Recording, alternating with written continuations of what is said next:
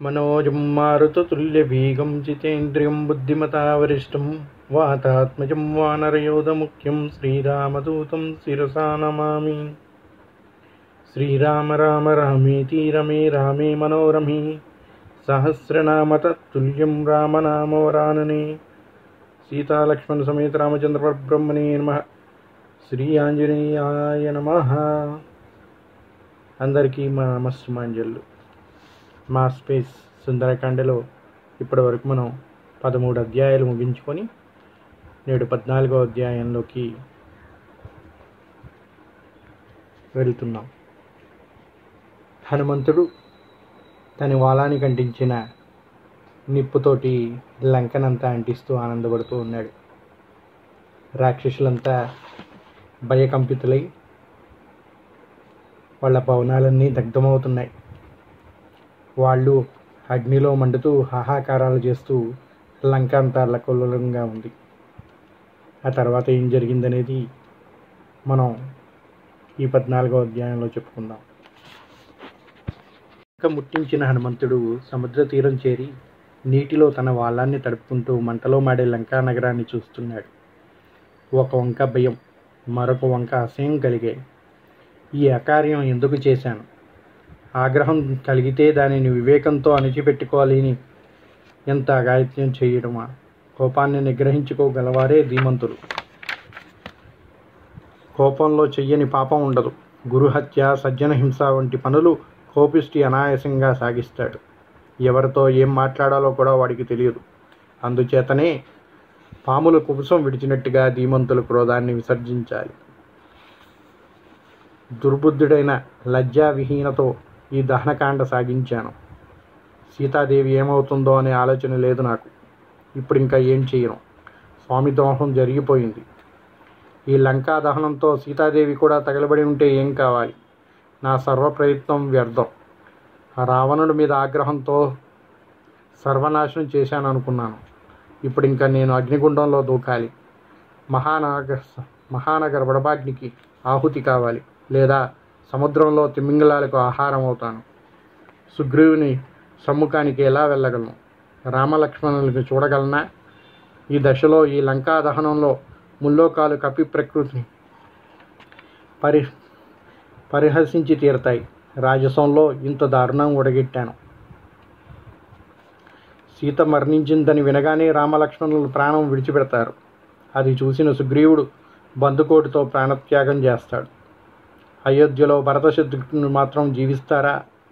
కోపం కారణంగా ఎంత పని చేశాను?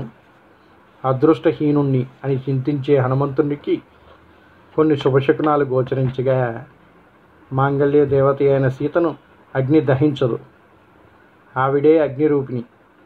అగ్నిని అగ్ని బాధిస్తుందా? రాముని భార్య పతివ్రత శిరోమణి అగ్ని దరిచేరలేదు। చూశారండి, హనుమంతుడు లంకా నగరాన్ని దహనం చేసిన తర్వాత చాలా చింతించాడంట। ఎందుకయ్యా అంటే ఆయన చేసింది మంచి పనే కదా, లంకను తగలబెట్టేశాడు। లంకను తగలబెట్టడం మంచిదే కదా।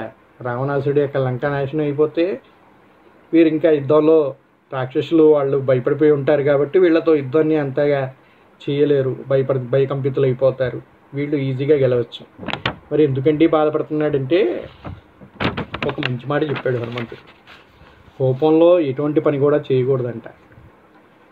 బుద్ధిమంతులు ఎప్పుడు కూడా వివేకంతో ప్రవర్తించాలి తప్ప కోపంతో ఏ పని చేయకూడదు అంటున్నాడు।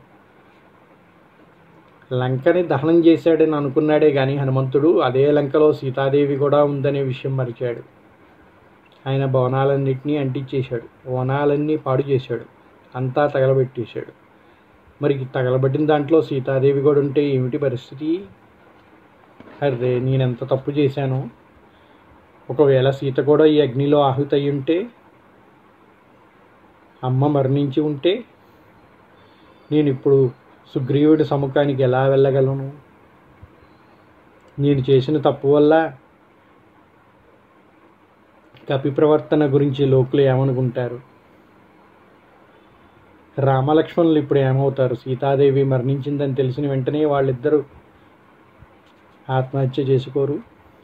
అది తెలిసి సుగ్రీవుడు తన బంధుగణంతో ప్రాణాలని వదలడు. ఈ విషయం తెలిసి భరత శత్రుఘ్నులు మాత్రం ఉంటారా? ఇంతమంది మరణానికి కారణమయ్యా నేను ఇప్పుడు ఇక ఉండి ఏం చేయాలి? నేను కూడా ఈ అగ్నిలో ఆహుతి అయిపోతాను, లేదంటే జలచరాలకు ఆహారం అయిపోతాను అని చెప్పి బాధపడుతూ ఉన్నాడు. ఆయన అలా బాధపడుతూ ఉండగా హనుమంతుడికి కొన్ని శుభశకునాలు గోచరించాయంట. ఆలోచన మొదలైంది. అవును కదూ, సీతాదేవిని అగ్ని ఏం చేయలేదు కదూ, మరి ఎందుకు నేను ఇంత బాధపడుతున్నాను? ఆమె మహాపతివ్రత, అగ్నిజ్వాలలు ఆమెను తాకవు కనుక ఆమెకేమీ కాదు అని చెప్పి మళ్ళీ ఆలోచిస్తున్నాడు.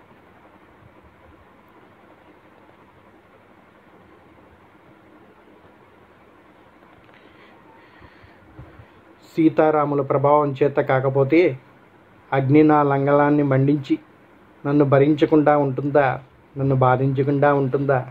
నా తోకను తగలబెట్టినా అగ్ని సీతవై ప్రవర్తిస్తుందా? అవసరమైతే జానకీదేవియే అగ్నిని దహిస్తుంది, కానీ అగ్నికి ఆవిడ దహించే శక్తి లేదు అనుకుంటుండగా గగనచారులైన చారుణులు, ఓహో, హనుమంతుడు ఎంత భయంకర కృత్యం సాధించాడు, సర్వలంకానగరం భస్మమైంది, ఆర్తనాదాలతో ఉన్న జానకీదేవి అచంచలంగా అశోకవనంలో యథాపూర్వంగా ఉన్నది అనుకుంటున్నారంట. ఈయన ఈ విధంగా ఆలోచిస్తూ ఉంటే ఒక పక్క చారులు మాట్లాడుకుంటుంటే విన్నాడు హనుమంతుడు. అబ్బా, ఈ హనుమంతుడు ఎంత భయంకరమైన పని చేశాడు, లంకా దగ్నాన్ని మొత్తాన్ని దహనం చేశాడు, అంతా మండిపోయింది. ఇంత మండిపోయినా కూడా అశోకవనంలో సీతాదేవి ఎలా ఉందో పూర్వం ఇప్పుడు కూడా అలాగే ఉంది, ఆమెకేమీ కాలేదు అని చెప్పి అనుకుంటున్నారంట. ఆ మాటలు విన్నాడు. అతని హృదయం సంతోషంతో ఉప్పొంగిపోయింది. ఆయన ఒక్కమారు తన కంటితో ఆమెను చూసి వెళ్ళాలని నిశ్చయించుకొని శిశుంప వృక్షం చేరాడు. ఆ ఛాయలో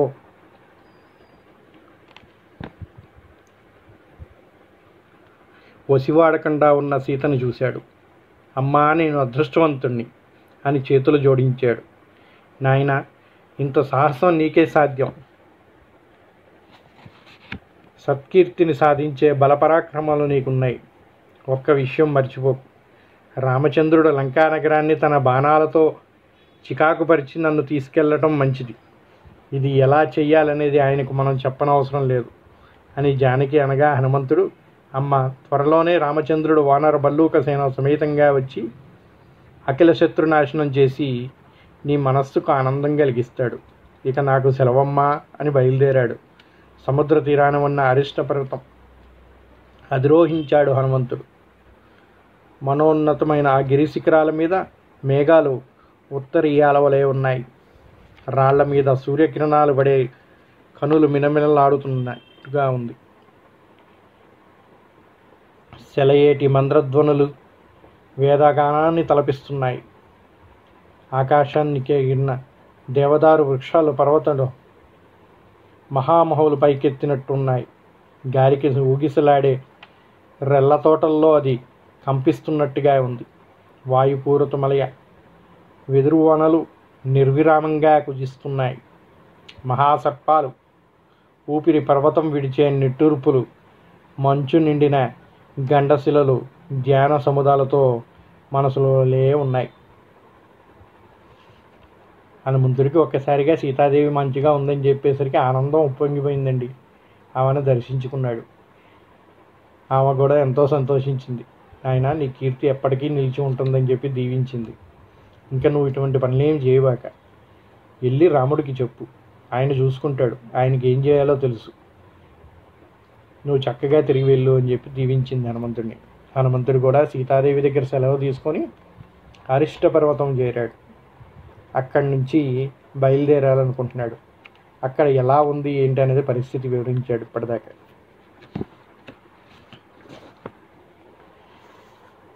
వివిధ వర్ణశోభతో సమురాజతో తరువులు, ఆ పరిసరాల్లో మహర్షి, యక్ష, కిన్నెర, గంధర్వులు, సింహాలలో గుహలు, శార్దూలాలు, విహారాలు. ఆ పర్వతం ఎక్కి ఒక్కమారు కలయి చూసి దేహం పెంచి కుపించి గగనవీధికి లేచాడు హనుమంతుడు. ఈ వనానికి పర్వతం ముక్కు ముక్క అయింది.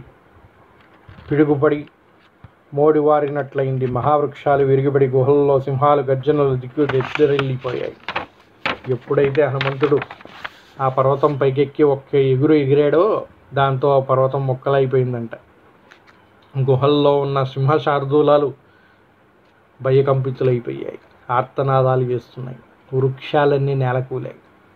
మరి అంత భారీగా పర్వతం అంత ఆకారం పెంచాడండి హనుమంతుడు. ఆయన ఒక్క ఉదుడును లేచేసరికి కొండే కూలిపోయిందంటే ఇక కొండ మీద ఉన్న వృక్షాలు కానీ గుహలు కానీ ఆడుంటాయి చెప్పండి. ఆ కొండ మీద విద్యాధర స్త్రీలు భయభీతులై జారిన వస్త్రాలతో చెదిరిన అలంకారాలతో గగన మార్గానికి లేచారు.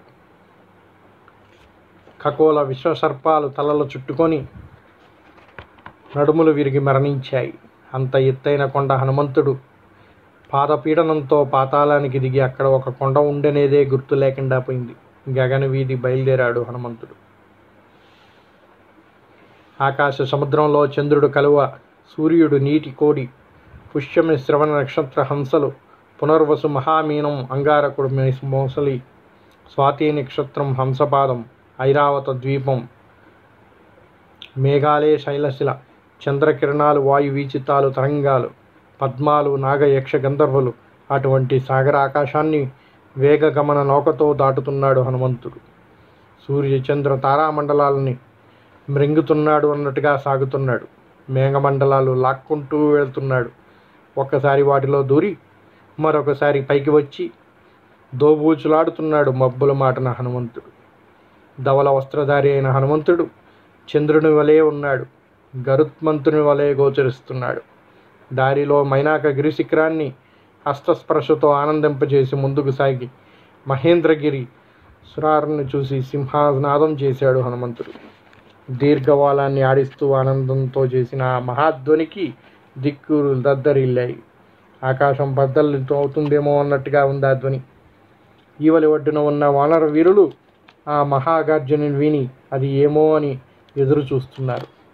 వారిలో వృద్ధుడైన జాంబవంతుడు వారందరినీ దగ్గరికి పిలిచి, నాయనా విన్నారా గర్జన?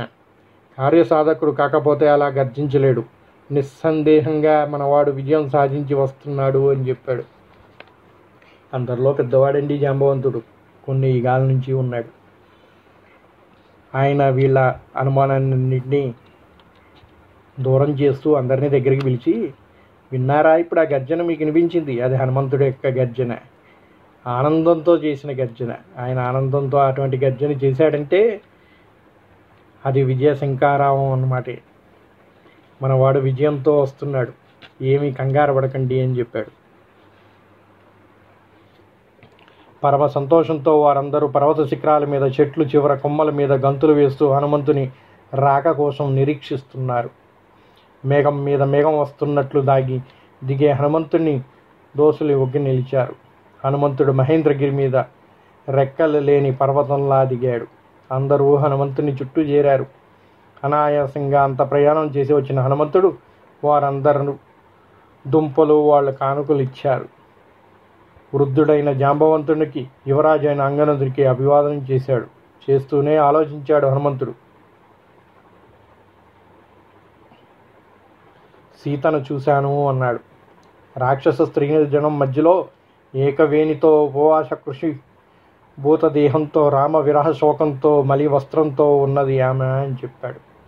చూశాను అనే మాట అమృతప్రాయంగా విని వారందరూ సింహనాదాలతో, కిలికిల రావాలతో, ఉరుములతో, తోకలతో పొడుగు చేస్తూ పైకెత్తి నేల మీద తాడిస్తూ గిరిశిఖరాలను దూకుతూ చెట్ల మీదకి ఎగురుతున్నారు. సంతోషంగా ఉన్నారు వానరులంతా. ఎప్పుడైతే హనుమంతుడు వచ్చి నేను సీతను చూశాను అని చెప్పాడో మిగిలిన ఏ మాట వినిపించలేదండి. వాళ్ళకి ఆ ఒక్క మాట వినిపించింది. ఆ సంతోషానికి ఎగురు గంతులేస్తున్నారు. కొండ మీద ఎగురుతున్నారు, చెట్ల మీద ఎగురు దూకుతున్నారు. అసలు వాళ్ళ సంతోషానికే అవదలేవు అనుకోండి, ఆ విధంగా ఉన్నారు వాళ్ళంతా. అప్పుడు అంగదుడు, హనుమ, నీ వల్ల మా అందరి ప్రాణాలు నిలిచాయి. ఇప్పుడు మనం రామదర్శనం చేయగలం. నీ పరాక్రమం, ధైర్య, ప్రభుభక్తులు ప్రశంసనీయం. నీ అదృష్టం వల్ల నువ్వు జానకిని చూడగలిగావు. సీతావియోగ దుఃఖంలో రాముడు ఉన్నాడు అంటుండగా మిగిలిన వారందరూ హనుమంతుని యాత్ర విశేషాలు వినడానికి చుట్టూ చేరి కూర్చున్నారు. ఆ వానర వీరుల మధ్యలో అంగదుడు దేవ పరివృతుడైన దేవేంద్రుని వలె ఉన్నాడు. ఆ వానర యోధులతో పర్వత శిఖరం శోభిస్తున్నది. మహేంద్రగిరి మీద అందరూ సుఖాసీనులయ్యారు. అప్పుడు జాంబవంతుడు చిరునవ్వుతో హనుమంతుని చూస్తూ, నాయనా, సీతాదేవిని ఎలా చూడగలిగావు? క్రూర రావణుని లంకలో ఆవిడ ఎలా ఉన్నది? అసలు నువ్వు ఎలా వెళ్ళావు? ఆ విషయాలన్నీ మాకు యథాతథంగా వినిపించు. విన్నాక తరువాయి కథ ఆలోచిద్దామన్నాడు. ఆ మాట వినగానే హనుమంతునికి శరీరం పులకించింది. సీతాదేవికి మనసా నమస్కరించి కథ ఆరంభించాడు. మీరందరూ చూస్తుండగానే మహేంద్రగిరి మీద బయలుదేరి గగన వీధిలోకి లేచాను కదా. సముద్రం మీదకి వెళ్తుండగా నా దారికట్టుగా ఓ సువర్ణగిరి కనిపించింది. అది నాకు అవరోధంగా నిలబడుతుందేమో అనే అనుమానం కలిగి దాన్ని ముక్కలు చేసి తీరాలనుకుని నా వాలంతో కుట్టా. దాని శిఖరం 1000 ముక్కలయ్యింది. అప్పుడు గిరి, నాయనా, నీ తండ్రి వాయుదేవుడు నా స్నేహితుడు. నన్ను మైనాకుడు అంటారు. ఈ సముద్రమే నా నివాసం. పర్వతాలకు రెక్కలుండేవి, నువ్వు విని ఉంటావు. వాటితో ఎగురుతూ భూతకోటిని నాశనం చేస్తుంటే దేవేంద్రుడు వజ్రాయుధంతో వాటి రెక్కలు నరికాడు. అప్పుడు వాయువు సాయపడి నన్ను ఈ సముద్రంలో చేర్చాడు. ధర్మపరుడైన రామునికి సాయం చేయటం నా విధి. మీ తండ్రి చేసిన ఉపకారానికి ప్రత్యుపకారంగా నీకు సాయపడాలని ఉంది అన్నాడు. నా ప్రయాణ ప్రాధాన్యాన్ని వివరించి వాని సెలవు పొంది బయలుదేరాను. తీవ్ర వేగుడై వెళ్తుండగా నాగమాత సురస అడ్డుపడింది. ఓ వానరా, దేవతలు నిన్ను నాకు ఆహారంగా అనుగ్రహించారు. చిరకాలానికి నా ఆకలి తీరుతుంది అనగా నిన్ను చేతులు జోడించి, అమ్మా, నేను దశరథుడైన రాముని పని మీద వెళ్తున్నాను. భార్య సీతతో, తమ్ముడు లక్ష్మణుతో రాముడు దండకార్యానికి రాగా అక్కడ దుష్ట రావణుడు సీతను అపహరించాడు. రాముని దూత అయిన నేను సీతాన్వేషణకు వెళుతున్నాడు. ఆవిడని దర్శించి ఆ వృత్తాంతం రామునికి నివేదించి వచ్చి నేను నీ నోట పడతాను, నన్ను నమ్ము అన్నాను. ఆ కామరూపిణి సురస, ఓరి, నన్ను దాటి వెళ్ళటం ఈ ప్రాణతరం కాదు అంది. నేను 10 ఆమడలు వెరిగాను. సురస అంతకంటే పెద్ద నోరు తెరిచింది. ఉత్తర క్షణంలో నేను అంగుష్ట దేహుడై ఆమె గర్భంలో ప్రవేశించి అంతలోనే యువలికి రాగా నన్ను చూసి నాగమాత, వనరా, నాకు సంతోషంగా ఉంది. నువ్వు నిశ్చింతగా వెళ్ళు. నీ సంకల్పం ఫలిస్తుంది. సీతారాములకి సమాగమనం కలిగించు అంది. గరుత్మంతుని వలె గగన వీధికి ఎగిరాను. దక్షిణముఖంగా సాగుతున్నాను. అంతలో నన్ను క్రిందకి లాగుతున్నట్టు అనిపించింది ఏదో శక్తి. క్రిందకి చూశాను. ఏమీ కనపడలేదు. అటూ ఇటూ చూశాను. ఏ ప్రాణి లేదు. నా వేగం ఆగిపోయి క్రిందకి దిగిపోతున్నాను. బాగా నీటిలోకి చూశాను. ఆ సాగర భయంకర రూపంలో అట్టహాసంగా ఒక రాక్షసి కనిపించింది. ఓ మహాకాయుడా, ఎక్కడికి పోతున్నావు? చిరకాలం ఆహారం లేక ఆకలితో బాధపడుతున్నాను. నిన్ను తిని నా బాధ తీర్చుకుంటాను అంది. ఆ రాక్షసి నోరు కంటే విశాలంగా నా దేహం పెంచాను. అది దాని నోరు విశాలం చేస్తున్నది. పెరిగి పెరిగి ఒక్కసారి నా శరీరాన్నంతా సంకోచింపజేసి దాని ఉదరంలోకి పోయి గుండె చీల్చి బయటపడ్డాను. పర్వత దేహంతో అది నీటి మీద తేలింది. చూసిన చరణులు భయంకర రూపిణి అయిన సింహిక హనుమంతుని చేతులతో ప్రాణాలు వదిలింది అనుకుంటూ వింటూ సాగి సాగి లంకానగరం సరిహద్దుకు ప్రవేశించాను. సూర్యుడు అస్తమిస్తున్నాడు. లంకలో దిగాను. దిగుతున్న సమయంలో ప్రళయకాల మేఘంలో మహారాక్షసి నా ఎదుట నిలబడింది. దాని శిరోజాలు అగ్నిశిఖల వలె ఉన్నాయి. అది నన్ను చంపడానికి ప్రయత్నించింది. నా ఎడమ పిడికిలు బిగించి ఒక్క పోటు పొడిచాను. నేల కూలుతూ, ఓ మహావీరుడా, నేను లంకానగర అధిష్టానాన్ని దేవతను. నన్ను జయించిన నీకు లంకలో ఎదురు లేదు అని కన్నుమూడి చీకటి పడింది. నగరంలో అన్వేషణ ప్రారంభించాను. లంక అంతా చుట్టబెట్టాను. సీత జాడలేదు. విపరీత దిక్కంతో నగర ప్రాకారంతో సమానంగా ఉన్న మరొక సువర్ణ ప్రాకారాన్ని చూశాను. అందులో ఉద్యానవనం. దాని పేరు అశోకవనం. దానిలో శింషుపా వృక్షం మీద కూర్చొని చూడటం మొదలుపెట్టాను. ఆ చెట్టు మొదట ఉపవాసంతో కృషించి ఏకవేణితో దీనవదనంతో భర్త చింతాపరాయణురాలైన సీతను చూశాను. ఆమె చుట్టూ వికృతాకారులైన క్రూర స్వభావులైన రాక్షసీ జనం. రక్త మాంసాలతో బ్రతికే పెద్ద పులుల మధ్య ఆడలేడిలా ఉంది ఆమె. ఈ రాక్షస స్త్రీలు బాధలు భరించలేక ప్రాణాలు వదిలిపెట్టే దశలో ఉండగా చూశాను. అంతలో రావణ భవనం నుండి అందెల ధ్వనులు అశోక వనముఖం వస్తున్నట్టుగా వినిపించింది. నేను కొంచెం జంకి ఎవరికీ కనిపించకుండా కొమ్మల చాటును చేరి చూస్తున్నాను. రావణుడు తన పత్ని సమూహంతో వచ్చాడు. సీతాదేవి ఆ రావణుని చూస్తూనే భయంతో ముడుచుపెట్టుకుని కూర్చుంది. గజగలాడే ఆమెను చూస్తూ రావణుడు, ఓ సుందరి, ఇంకా నీకు 2 మాసాలే గడువు ఉంది. ఈ లోపున నీ మనసు నాపై మరలతో నీ రక్తం త్రాగక తప్పదు అని గర్జించాడు. సీత రాక్షస సాధము, అమిత తేజస్శాలి రాముడు నా భర్త, ప్రఖ్యాతిమైన ఇక్ష్వాకుల ఇంటి కోడల్ని. అటువంటి నన్ను నోటికి వచ్చినట్లుగా ఆడుతున్న నీ నాలుక ఊడి నేల పడకుండా ఉన్నదే. నాడు పర్ణశాలలో ఆయన లేనప్పుడు వచ్చావు గనక ఇంకా బ్రతికి ఉన్నావు. ఆయన కొలువులో సేవకత్వం కూడా నీకు దొరకదు. ఆయన అజేయుడు అని క్రోధంతో మాట్లాడుతుంటే రావణుడు కన్నులు నిప్పులు కురుస్తూ పిడికిలు బిగించి ఆమెని సంహరించబోగా అక్కడ నారీజనం ఆహారావాలు చేశారు. వారి మధ్యనున్న మండోదరి వచ్చి వారించి, నీకు ఈ సీత దేనికి? దేవగంధర్వ యక్షకాంతులు ఎందరో లేరా నీ అంతఃపురంలో? వారితో హాయిగా భోగాలు అనుభవించు అని తీసుకువెళ్ళింది. వాడు వెళ్ళాడు. ఇక్కడ రాక్షసి స్త్రీలు పరిపర విధాల వినరాని మాటలతో సీతని హింసిస్తున్నారు. ఆ సమయంలో అప్పుడే నిద్రించి లేచిన త్రిజట వారందరినీ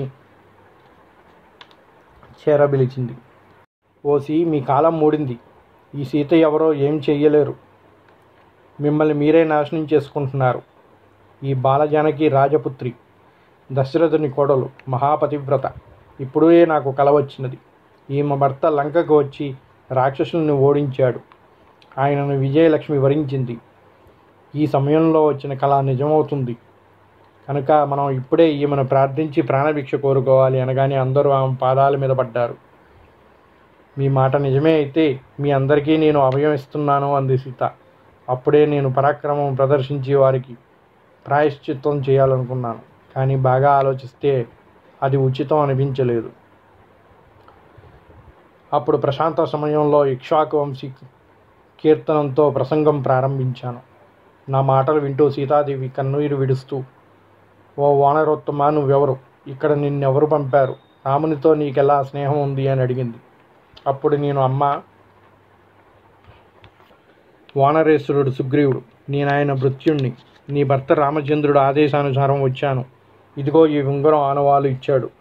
నువ్వు ఏం చెయ్యమంటే అది చేస్తాను. నీ అభిమతం అయితే వారి దగ్గరికి నిన్ను తీసుకువెళ్తాను అన్నాను. జానకి మాత, నాయన, ఆయన స్వయంగా వచ్చి రావణ సంహారం చేసి నన్ను తీసుకువెళ్ళాలి. అప్పుడే నేను అమ్మ. ఆయనకి ఆనవాలుగా ఏమైనా ఇస్తావా అని అడిగాను. ఆవిడ ఈ మనీ ఇచ్చింది. అది అందుకొని ఆవిడకి ప్రదక్షిణం చేసి తిరిగి రావడానికి సన్నద్ధమయ్యాను. అప్పుడు ఆవిడ, నాయన, నా అవస్థ అంతా వివరంగా చెప్పు. 2 మాసాల్లోగా వారు రాకపోతే నేను జీవించనని చెప్పు అని విచారంగా చెప్పింది. నేను ఓదార్చాను. ఓదార్చి నా శరీరం పర్వతమంత పెంచాను. ఆవిడ శోకం చూసిన నాకు రావణుని మీద క్రోధం రేగింది. ముందుగా ఆ వనాన్ని ధ్వంసం చేయడం ఆరంభించాను. అది చూసి రాక్షస స్త్రీలు రావణునితో చెప్పారు. ఆయన మహాబలిష్ఠుడైన కింకర గణాన్ని పంపాడు. శూల మద్గార ఆయుధాలతో వచ్చారు వారు. నేను తోరణ ద్వారం మీద దూలం అందుకొని వారిని యమపురికి పంపాను. హతాశయులైన వారు వార్తాహరులయ్యారు. నేను నెమ్మదిగా అక్కడున్న చైతన్య ద్వారం మీదకు చేరాను. దానికి కాపలా ఉన్న వారిని ఒక స్తంభంతో కడచేర్చాను. రావణుడు జంబుమాలిని పంపించాడు. వీడు వారి సేనాపతి. ప్రహస్తుడున్నాడే వాడు కొడుకు. వాడు తన బలగంతో దిగాడు. అందరినీ ఒక దూలానికి ఎరచేశాను. అప్పుడు మంత్రి కుమారులు వచ్చారు. వారిని కూడా అంతకుముందు వచ్చిన వారి తోడు పంపాను. సేనాపతులు వచ్చారు. వారు 6 మహాయోధులు. వారు కూడా యమపురికి చేరారు. వీళ్ళందరూ యమపురికి చేరారని విన్న రావణుడు తన ముద్దుల కొడుకైన అక్షుని పంపాడు. వాడు చతురంగ బలాలతో వచ్చాడు. వీడు మండోదరి కుమారుడు. వచ్చిన అక్షుని 2 కాళ్ళు పట్టి గిర్రన తిప్పి విసిరేశాను. అది విన్న లంకేశ్వరుడు ఆగ్రహంతో ఇంద్రజిత్తును వదిలాడు. వీడు చాలా గటికుడు. ముందు వాని సేనను చిత్తు చేశాను. చూశాడు ఇంద్రజిత్తు. ఆ వానరుడు సామాన్యుడు కాడనుకొని బ్రహ్మాస్త్రంతో బంధించాడు. అది చూసి మిగిలిన సేనలు నన్ను తాళ్లతో బంధించారు. రావణుడి కొలువుకి తీసుకెళ్లారు. ఆ దృష్టుడు నన్ను చాలా ప్రశ్నలు వేశాడు. జానకి దర్శనార్థం వచ్చానని, అందుకే ఇంత చేశానని చెప్పా. నేను సుగ్రీవు పంపిన దూతనని చెప్పా, రామదూతనని చెప్పా. మా రాజు సుగ్రీవుడు నీ క్షేమ సమాచారాలు తెలుసుకొని రమ్మని చెప్పాడు అని చెప్పా. రాముడు నా స్నేహితుడు. ఆయన భార్యను అపహరించి రాక్షసుని సంహరించడానికి నేను అంగీకరించను. వాలిని సంహరించడానికి ఆయన అంగీకరించాడు. అగ్నిసాక్షిగా మైత్రి ఏర్పడింది వాలి రామసుగ్రీవులకి. రాముడు ఒకే ఒక్క బాణంతో వాలిని నేలకూల్చాడు. సుగ్రీవుడు వానరేశ్వరుడయ్యాడు. మమ్ము దిశలకు పంపాడు. నేను నీ దగ్గరికి దూతగా వచ్చాను. వానర వీరుల సంగతి మీరెవరూ ఎరుగరు. వారు ఎంతో పరాక్రములు. వారందరూ వచ్చి నీ సేనలను నాశనం చేయగలదే సీతాదేవిని రాముడికి అప్పగించు అని మా ప్రభువు సందేశం అని చెప్పాను. అలా నేను చెబుతుంటే రావణుడు క్రోధోక్తుడై నన్ను తక్షణం సంహరించమని ఆజ్ఞాపించాడు. ఆయన తమ్ముడైన ధీమంతుడు విభీషణుడు ఆయన రాజనీతి చెబుతూ దూత వధ చేయకూడదని చెప్పాడు. దూతకు అంగవికలత్వం పెద్ద శిక్ష అని ఆ రాజు నా తోతకు నిప్పు పెట్టాడు. రాక్షసులందరూ నా తోకకు గుడ్డల చుట్టి అంటించారు. నన్ను కర్రలతో పిడికిలతో హింసించారు. అలా రాజవీధులు త్రిప్పుతుంటే నగరమంతా చూశాను. చూడటం అయ్యింది. శరీరాన్ని సంకుచితం చేసి కట్లు సడలించి అంతలో పర్వతాకారుణ్ణి ఈ మండుతున్న తోకతో లంకానగర సౌద భవన ప్రాసాదాలన్నింటినీ తగలబెట్టాను. అంతా అయ్యాక సీత ఏమైందో అని చింతతో పడ్డాను. అప్పుడు ఆకాశచరుల మాటలతో బట్టి సీతాదేవి సురక్షితంగా ఉందని గ్రహించాను. నా లంగలాన్ని దహించిన అగ్ని సీతాదేవికి హాని చేస్తుందా అనుకుంటూ మళ్ళీ ఓ మారు ఆవిడ్ని దర్శించి లంకలో అరిష్ట పర్వతం ఎక్కి గగన మార్గాన్న ఇలా వచ్చాను. ఇది ఇంతవరకు జరిగిన కదా అని చెప్పాడు హనుమంతుడు. ఇదండి హనుమంతుడికి వానరులందరూ కూడా అంగదుడితో సహా జాంబవంతుడు వీళ్ళందరూ కూడా నాయనా ఎలా వెళ్ళావు లంకకి, అక్కడ ఏం జరిగింది, సీతాదేవి ఎలా ఉంది, అంతా మాకు వివరంగా చెప్పు అన్నారు. వాళ్ళ కోరిక మేరకు ఇప్పటివరకు జరిగిందంతా కూడా హనుమంతుడు మరోమారు వివరించాడు.